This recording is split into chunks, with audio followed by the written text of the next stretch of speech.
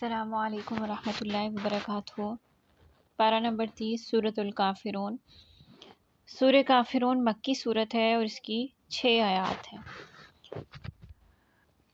کافرون کافر کی جمع ہے، یعنی کافرون، اس پر جو الف لام ہے، یہ الف لام جنس کے لیے مطلب یہ ہے کہ خاص طور پر کافروں سے خطاب ہے، یعنی خاص طور پر کافروں سے خطاب ہے۔ اور یہ جو صورت ہے، یہ اس صورت کے نزول کے بعد بہت سارے مشرک جو ہے وہ مسلمان ہوئے تھے اور انہوں نے اللہ کی عبادت بھی کی۔ یہ صورت نازل کب ہوئی؟ شروع میں جب اسلام پھیلنا شروع ہوا، ابتدائی دور میں آپ صلی اللہ علیہ وآلہ وسلم نے اسلام کی دعوت دی، تو کفار نے اس دعوت پر اتنی توجہ نہیں دی، لیکن جب آپ صلی اللہ علیہ وآلہ وسلم کی دعوت بہت زیادہ اثر کرنے لگی اور اسلام پھیلنے لگا، تو جو دعوت تھی، یعنی اس کے اثرات ہر طرف نظر آنے لگے، تو جو کفار کے سردار تھے ان کی توجہ اس طرف ہوئی، یعنی انہوں نے دیکھا کہ جو آپ صلی اللہ علیہ وآلہ وسلم دعوت دے رہے تو اسلام بہت زیادہ پھیلنا شروع ہو گیا ہے، تو کس طرح سے اس کو دین اسلام کو روکا جائے، یا پھر دین اسلام کی جو دعوت ہے اس کو کس طرح روکا جائے۔ تو لہٰذا قریش کے جو کچھ سردار تھے انہوں نے آپ صلی اللہ علیہ وآلہ وسلم کے خلاف لوگوں کو اکسانا شروع کیا، تو لوگوں کو اکسانے کی کوشش کی لیکن ناکام ہو گئے۔ اس کے بعد انہوں نے آپ صلی اللہ علیہ وآلہ وسلم کے کچھ صحابہ کو بھی نقصان پہنچانے کی کوشش کی، اور کئی مرتبہ آپ صلی اللہ علیہ وآلہ وسلم سے مذاکرات بھی کیے۔ اور ایک موقع پر جو قریش کے سردار تھے وہ آپ صلی اللہ علیہ وآلہ وسلم کے چچا ابو طالب کے پاس بھی آئے تھے، اور ان سے بھی یہ درخواست کی تھی کہ آپ اپنے بھتیجے کو سمجھائیں کہ وہ ہمارے ساتھ جو ہے وہ مصلحت کا راستہ اختیار کر لے۔ تو جس کے جواب میں رسول اللہ صلی اللہ علیہ وآلہ وسلم نے فرمایا تھا کہ میرے چچا اگر وہ میرے دائیں ہاتھ پر سورج اور بائیں ہاتھ پر چاند بھی لا کر رکھ دیں تب بھی میں اس کام سے باز نہیں آؤں گا، یہاں تک کہ اللہ تعالیٰ اس دین کو غالب کر دیں یا پھر میں اس دین کی وجہ سے شہید ہو جاؤں۔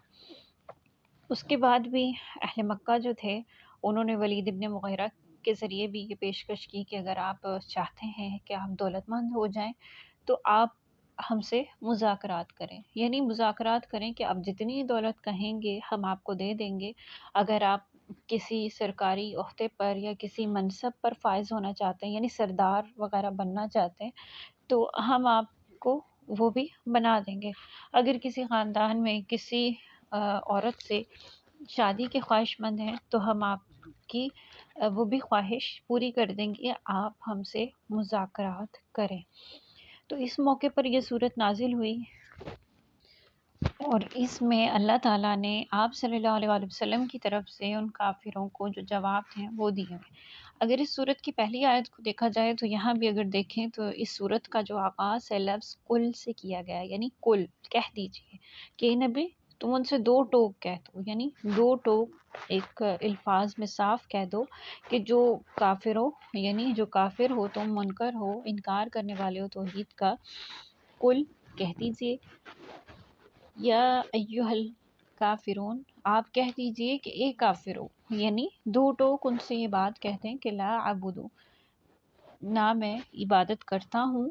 اس کی جس کی تم عبادت کرتے ہو، مطلب نہ میں عبادت کرتا ہوں اس کی جس کی تم عبادت کرتے ہو۔ یہ جو ہے، یہ جو پہلی اگر آپ دیکھیں گے تو اس صورت کی جو آیات ہیں وہ آپس میں ملتی جلتی ہیں، یعنی دہرائی ہوئی آیات ہیں، لیکن کس طرح ان میں فرق ہے۔ جو پہلی آیت ہے کہ لا اعبدو، کہ نہ میں عبادت کرتا ہوں جس کی تم عبادت کرتے ہو، اس کو حال سے تعبیر کیا، یعنی یہ جو آیت ہے کہ نہ میں عبادت کرتا ہوں جس کی تم عبادت کرتے ہو، اس سے مراد حال ہے، یعنی جو میرا حال ہے اس وقت، میں پریزنٹ، یعنی اس حال میں کہ نہ تو میں ابھی تمہارے معبودوں کی عبادت کر رہا ہوں جن کی تم کر رہے ہو، ولا انتم، اور نہ تم اس کی عبادت کرنے والے ہو جس کی میں عبادت کرتا ہوں، یعنی پریزنٹ میں نہ تم میرے معبود کی عبادت کرنے پہ راضی ہو اور کر رہے ہو، اور نہ ہی میں تمہارے معبودوں کی عبادت کرنے پر راضی ہوں اور نہ ہی کر رہا ہوں، یعنی تم اپنے معبود کی، جن کو تم اپنے معبود مانتے ہو، تم ان کی عبادت کر رہے ہو، اور میں اپنے معبود کی عبادت کر رہا ہوں، ولا انا، اور نہ میں عبادت کروں گا۔ یہ جو آیت ہے وَلَا أَنَا عَابِدٌ وَلَا أَنَا عَابِدٌ، یہ آیت نمبر 4، یہ مستقبل کی ہے، یعنی یہ جو ہے اس کو استقبال کے مفہوم میں لیا گیا ہے، یعنی نہ میں عبادت کروں گا جس کی تم عبادت کرتے ہو، یعنی نہ تو ابھی میں عبادت کر رہا ہوں اور نہ آنے والے وقت میں ایسا ہوگا کہ میں ان کی عبادت کروں جن کی تم عبادت کرتے ہو، اور نہ ہی آنے والے وقت میں ایسا ہوگا کہ جو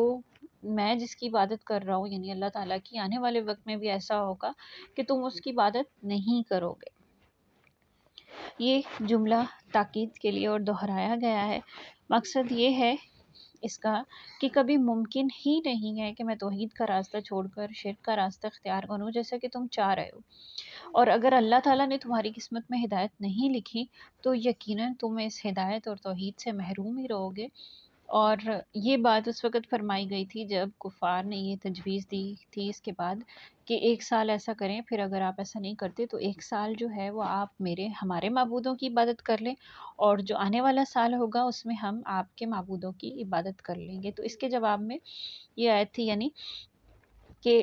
ایسا نہیں ہوگا، نہ تو میں آنے والے وقت میں تمہارے معبودوں کی عبادت کروں گا اور نہ حال میں، اور اگر تم اپنے دین پر راضی ہو اور اپنے دین کو چھوڑنے پہ تیار نہیں ہو تو میں بھی اپنے دین پر راضی ہوں، میں کیوں چھوڑوں، یعنی جو میرا دین تو دین حق ہے اور مجھے پتہ ہے، اور جب تم ایک کفر اور شرک پر ڈٹ کے اس کو چھوڑنے پہ راضی نہیں ہو تو میں کیسے ایک معبود برحق کو چھوڑ کر تمہاری بات مان سکتا ہوں، لہٰذا تمہارے لیے تمہارا دین ہے اور میرے لیے میرا دین۔ یہاں اس صورت سے ہمیں بہت ساری باتیں سمجھ میں آتی ہیں۔ پہلی بات تو یہ کہ ایک جو سچا مسلمان ہوتا ہے وہ اللہ تعالیٰ پر ایمان جب لاتا ہے تو اس کا ایمان اتنا پختہ ہوتا ہے کہ کوئی بھی چیز، کوئی لالچ، کوئی ڈیل،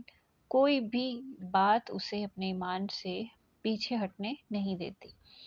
اور وہ اللہ تعالیٰ کی ذات کو ہمیشہ ایک مانتا ہے، اس کی صفات میں بھی کسی کو شریک نہیں کرتا، اس کی ذات میں بھی کسی کو شریک نہیں کرتا، اور صرف اللہ کی عبادت کرتا ہے، اور ہر چیز کا تعلق وہ اللہ سے ہی رکھتا ہے، کبھی کسی لالچ میں آ کر اپنے دین کو پس پوش نہیں ڈالتا۔ اللہ تعالیٰ ہمیں بھی توفیق دے، آمین ثم آمین۔ اپنی دعاؤں میں یاد رکھیں۔ وآخر دعوانا الحمدللہ رب العالمین۔ السلام علیکم ورحمۃ اللہ وبرکاتہ۔ پارہ نمبر 30، سورۃ الکافرون۔ سورہ کافرون مکی صورت ہے اور اس کی 6 آیات ہیں۔ کافرون کافر کی جمع ہے، یعنی کافرون، اس پر جو الف لام ہے یہ الف لام جنس کے لیے مطلب